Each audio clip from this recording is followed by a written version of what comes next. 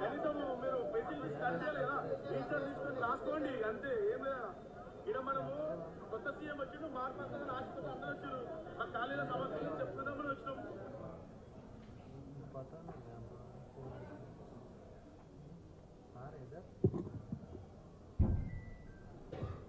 అట్లనే ఇది మీరు ప్రజా దర్బారు పేరు మీద నెల రోజుల్లో సాధించినటువంటి ఘనత.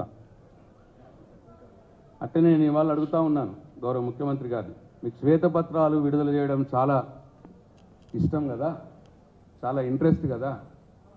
నేను డిమాండ్ చేస్తూ ఉన్నాను ఈ ప్రభుత్వాన్ని, ఈ గౌరవ ముఖ్యమంత్రి గారిని, మీరు ఇన్ని రోజులు ఈ నెల రోజులు జరిపినటువంటి ప్రజా దర్బారులో విజ్ఞప్తులు స్వీకరించి ఎంతమంది సామాన్య ప్రజలకు మీరు న్యాయం చేసిండ్రు, ఏం న్యాయం చేసిండ్రు, ఒక శ్వేతపత్రం విడుదల చేయాలని నేను కోరుతా ఉన్నా.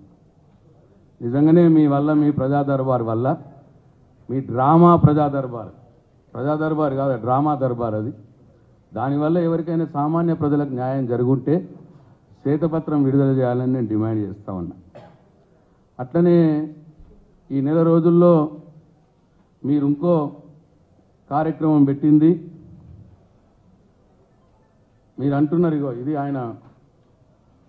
ఆయన ఫేస్బుక్ వాళ్ళలో వచ్చినది, సేవకులమే తప్ప పాలకులం కాదన్న మాట నిలబెట్టుకుంటూ పాలనను ప్రజలకు చేరువ చేస్తూ పాలనను ప్రజలకు చేరువ చేశారట ప్రజాపాలన ద్వారా.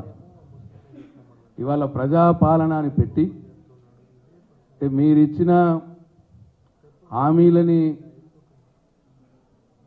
మీరు అమలు చేయకపోగా, అమలు చేయడానికి అవకాశం ఉన్నా ఎందరు ఇల్లు లేని వారు ఉన్నారు, ఎందరు ఇల్లు జాగా లేని వారు ఉన్నారు, పెన్షన్లు 2000 ఎవరికి వస్తున్నాయి, రైతు బంధు 10,000 ఎవరికి వస్తున్నాయి, అదంతా డేటా మీ దగ్గర ఉన్నది, గవర్నమెంట్ దగ్గర. ఆ అవకాశం ఉన్నా మీరు హామీలు అమలు పలచలేక దాన్ని కాలయాపన చేయటానికి ఒక ప్రజాపాలన అని ఒకని పెట్టి ఇవాళ ప్రజలందరినీ కూడా రోడ్ల మీద తెచ్చినారు. మీరు అవసరం లేదు, అప్లికేషన్లు తీసుకునాల్సిన అవసరం లేదు. చాలా మీ హామీలకు ఆల్రెడీ ఉన్నాయే, దాన్ని పెంచుతాము అని చెప్పినారు. ఆ డేటా మీ దగ్గర ఉన్నది, డైరెక్ట్గా పెంచితే సరిపోతుంది. 10,000 రైతు బంధు, 15,000 రూపాయలు రైతు భరోసా చేయొచ్చు, 2,000 పెన్షన్, 4,000 రూపాయలు పెన్షన్ చేయొచ్చు. ఇల్లు లేని వారు ఎవరున్నారో ఆల్రెడీ ఉన్నాయి మన దగ్గర, అన్ని ఎంఆర్ఓ ఆఫీస్లో మొత్తం గవర్నమెంట్ దగ్గర ఉంది.